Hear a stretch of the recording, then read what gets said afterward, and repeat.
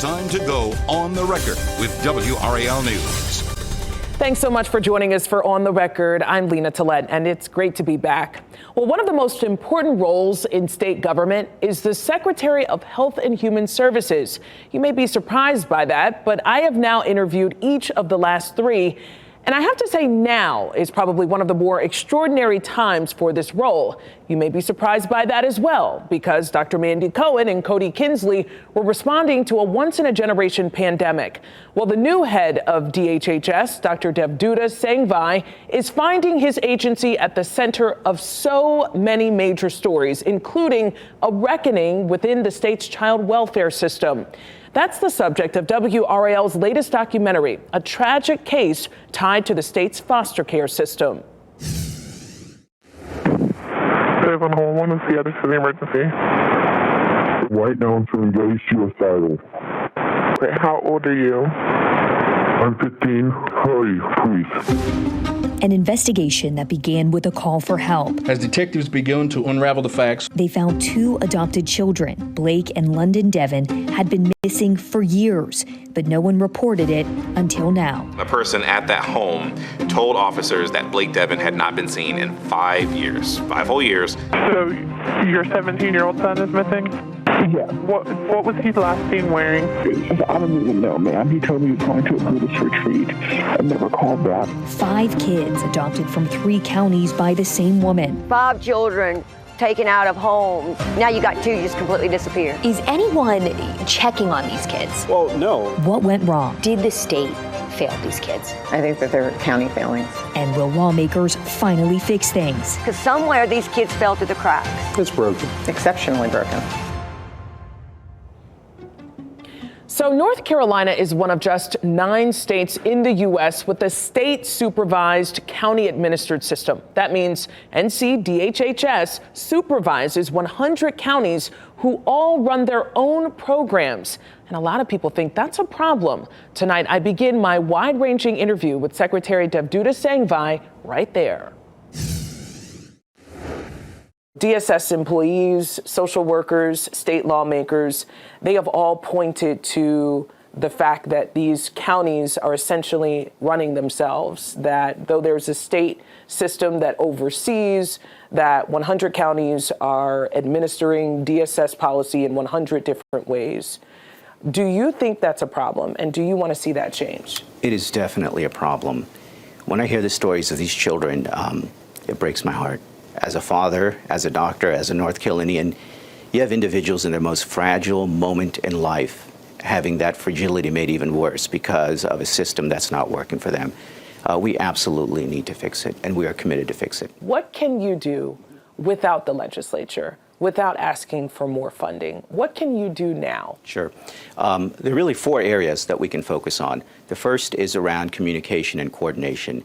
So we put together a system where we now have regional directors, and we've divided the state into 7 regions. We have regional directors that are now focusing on a certain number of counties, working more closely with those counties to help tighten up that centrally administered but county-run model that we have here. We're going to put together we're actually going to implement a software program called PathNC, which is going to not only allow for documentation for case management, but allow that documentation to be seen in between counties. Right now, a lot of documentation occurs on paper and exists in the county. By having an electronic format, we can now avoid some of these inter-county issues that have been uncovered in some of these stories, as you outlined. So first is communication and collaboration. The second thing we need to do is we need to provide more resources and support for the children who are actually in the program, in child welfare. And so with the launch of a child and family specialty plan, a version of Medicaid that's really designed to provide wraparound services, we'll be able to support not only the children, but the families a little bit better. And the best part about that, it's portable across 100 counties. Previously, insurance was oftentimes dependent on which county you lived in. So we're going to create that ability to be able to have one plan if you're a child in the child welfare system that applies statewide. Third thing we need to do is we really do need to support those county agencies. Those county agencies are struggling with labor, expenses, all the other things that I think we're seeing throughout the healthcare workforce. So we need to find a way to support them more. And then finally, to go to your earlier point, tighten up the joint accountability. What can we do so that the counties know what they're accountable to us for, and what can we do as a state agency to be more accountable to the counties. And WRAL investigative documentary reporter Cristin Severance is here now to talk about that documentary and also the response to it. Cristin, thanks so much for being here. Sure. I tell you, that documentary was heartbreaking, also illuminating. What's the response from the community been like? I think people are sad, obviously, because the case is just so tragic. They're mad, they're confused, and they want to know why the system is set up this way and why it continues to be run this way. I think those are the biggest remarks I've been getting, hearing from a lot of people, foster parents, lawmakers, and people in the community who have nothing to do with the system, like just moms and dads and grandparents, just really upset that this happened. You know, I find it so interesting when I talk to people affiliated with DSS. I've been talking to them for years, and they've been raising these issues for years, and yet now seems to be the right time for change to be made. I think you're right. I think sometimes it takes a very long time. And there have been tragedies, you've covered them. Tragedies, there have been these things that have happened where the state had to come in and take over counties, but then it would just go back to how it was. And I do think enough people have raised the alarm and said, this is not working and we need to fix it. And I truly believe, after talking with so many lawmakers, that I do think change will happen this year. You've also been hearing from state lawmakers, and they are such a central part of this because there's a law that's been proposed to try to make changes, to try to have some more direct oversight from the state DHHS over these agencies. What's their response been like? I spoke with Democrats. I talked with Republicans. They both say this is not working. You know, the 100 county system, it just doesn't work. And these are Republicans saying, look, I'm the first to, they'll say, I'm the first to say we don't want, government to be involved. But they're saying the proof is in these results in some of these tragic cases. And I asked, okay, so what's next? And let's take a listen to what two of them had to say about legislation this year. Sure. So I think right now we're really at an inflection point in trying to make sure that we get 625 or some version of that passed. And so I'm hoping that we can start it in the House this time and then see it through the finish line. We already knew that we had unanimous support in the Senate last cycle, and I'm hoping that, of course, my Senate colleagues will continue to join me in making sure that we pass it. I think it's important because we have real lives that are at stake, real lives that are affected by this issue every day, and letting personal politics get in the way, we're not making progress for those who are directly affected by it. And while we don't have a perfect bill, we will never do anything perfectly in government. Everybody recognizes that. We can help to make improvements and make things better for the children that are directly affected by this. Obviously, I know it's hard to predict what lawmakers will do, but do you think it could happen this session? They are saying yes. Okay. They are saying that enough people know that it needs fixed and something needs to change. And they're telling me it will happen this year. Again, as you said, you never know. You know, there was something in the documentary that I thought was so interesting. You said while North Carolina is only one of 9 states in the U.S. that has this state oversight, like county administered system, they also are paying, I guess, the least or giving funding the least to these counties. What impact is that having from what you're hearing in your reporting? It all comes down to funding. So the bigger counties with more money are doing fine. They can pay their social workers more. That means less turnover. So a child may have the same caseworker. That is a game changer. The smaller counties don't have as much money. They're not going to be able to pay the same. So maybe a social worker in that smaller county spends a year, not even a year, then they can go to a larger county and make more money. But really the impact is on the child, right? Some of these children have 5 caseworkers over a year or two, and every time you are starting over, that caseworker has to be brought up to speed. And we know it's not like these social workers can log on and check a child's history, in another county because there's no statewide IT system. so many things I learned investigating this that it's hard to understand. It's hard to understand why things are set up this way. Well, certainly the work that you and Chris Good have done has been extraordinary, and I hope you stay on it because it's not over until they actually make changes, and we see those changes implemented statewide. Absolutely, and a law is only one step, right? Yeah, right. You can pass legislation, but if funding isn't attached to it, and so I think we're going to be following this for years to come. Thanks so much to Cristin. Again, coming up, more from my interview with Dr. Sangvi, giving us new insight into the state's massive Medicaid expansion efforts, and also sharing how the Trump administration's potential federal funding cuts could change what DHHS is able to do.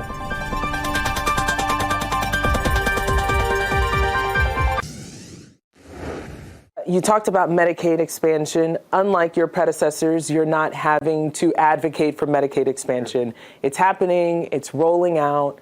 There is a different administration now, though, in Washington. President Trump has said that he does not want to see Medicaid cut. However, there are officials in his administration as well as Republicans in Congress who say they do want to see cuts to Medicaid.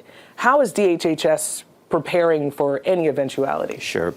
If you look at our Medicaid journey in North Carolina, it happened with very deliberate steps over the last 6 to 8 years through transformation, through expansion, some of the work around behavioral health, even the medical debt work, which is not entirely related to Medicaid, but it's part of that broader package. Those things all happened through bipartisanship. It happened through collaboration, consensus building.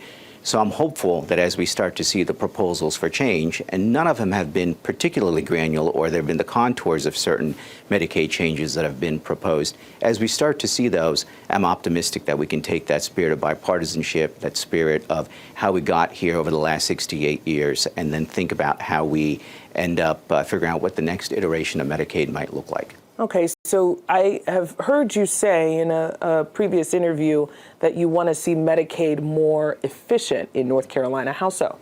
Well, right now, one of the things we know is about expansion. Individuals who are part of that expansion population are still able to access care. So that's great, because one of the concerns was if you get 600,000 more individuals access through insurance, are there going to be places for them to be able to go to actually get care?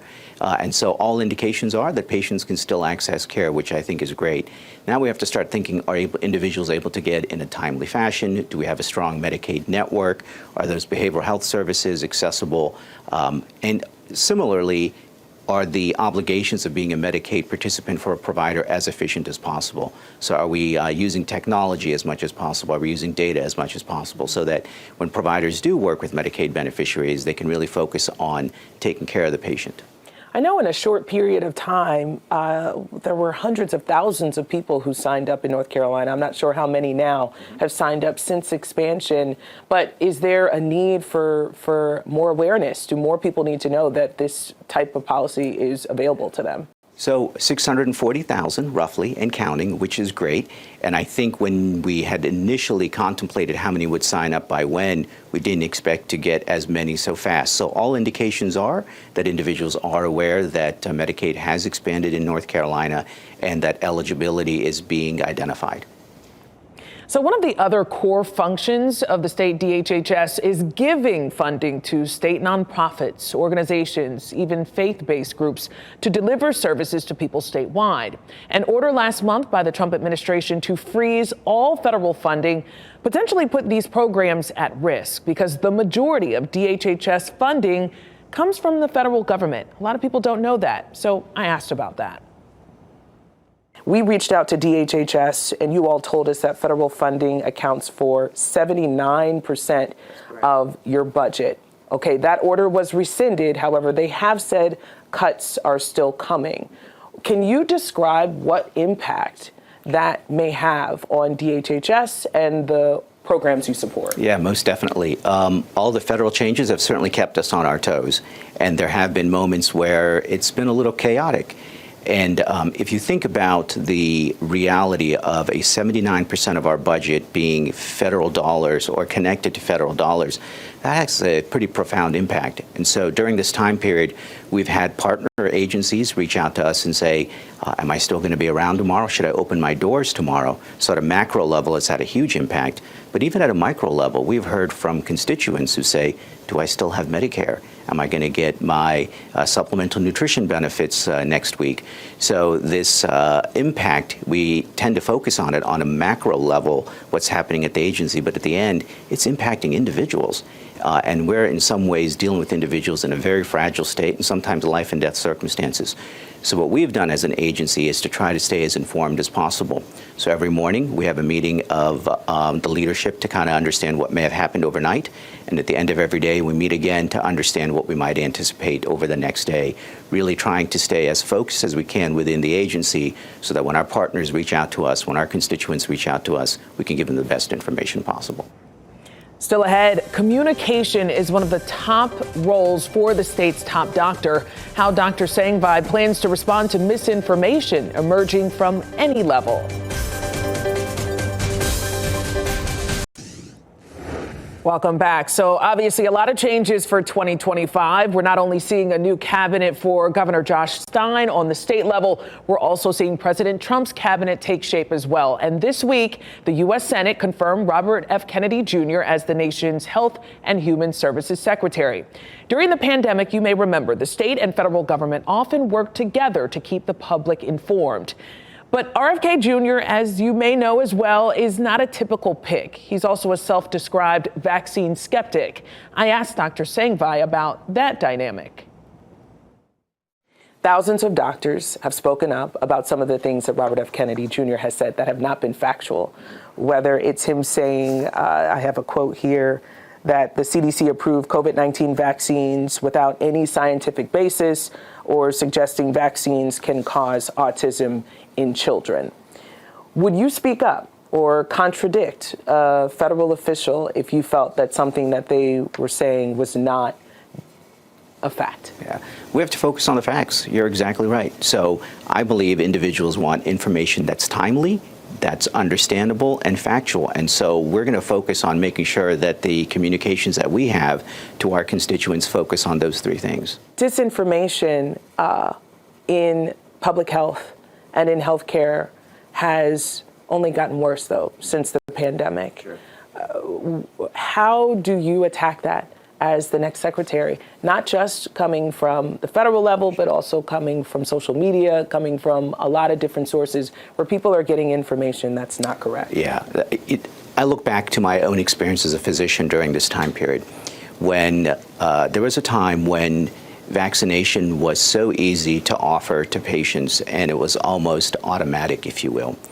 Now, providers are having to have a more detailed conversation about vaccination, even some of the things that we would offer pretty routinely. What's represented in there is the need to have dialogue. What's also represented there is a need to probably have that dialogue more than once. With my own patients, when the COVID vaccine came out, many of them were saying, should I take it? Should I get it? I'd explain to them the pros and the cons, explain to them why I think it's really good that they should get it. Oftentimes they would come back and say, okay, I'm going to think about it. And we have to be prepared that if we want to be a true and honest source of information, that we may have to repeat that information with individuals and engage in an ongoing dialogue. And I think that's what the agency is going to need to do, because you're absolutely right. There's a lot of other information out there. And I think if you stay on point, stay consistent with the message, focus on the facts, you can overcome some of that noise that you have and be the true signal. Do you think it's gotten worse in recent years? I think as a physician, I think there has been more sources of contrary information or other information that I've seen when I've been taking care of patients that's now requiring a little bit more of a dialogue. But I don't honestly think that's entirely bad, because I think you need to have that type of relationship where you are co-decision makers, that you are looking at the information side by side and understanding what works and doesn't work. So I think what I have taken as a doctor on that one-to-one level, I just have to now take it to 1 to 11 million. You're also the first Indian American secretary for all of North Carolina, in North Carolina history. I mean, what does that mean to you? What does that mean to your family? It's exciting. You know, at some point, it didn't really hit me until I ran into other members of the Indian American community who were sharing with me their excitement about me being in this role. It means a lot. I mean, I think it gives me an opportunity to represent my community, but I also think it gives me an opportunity to bring additional perspective to this role. Dr. Sanghvi, thank you so much for your time and best of luck to you. Great. Thank you very much. And if you have something to say about tonight's discussion, you can email us your comments, questions to ontherecord@WRAL.com. You can also find my full interview with Dr. Sanghvi now on our WRAL YouTube page. Just click on the videos tab. And you can watch an extended version of the WRAL documentary Broken, Foster Care in North Carolina right now on WRALdoc.com. Thanks so much for joining us. Have a great night.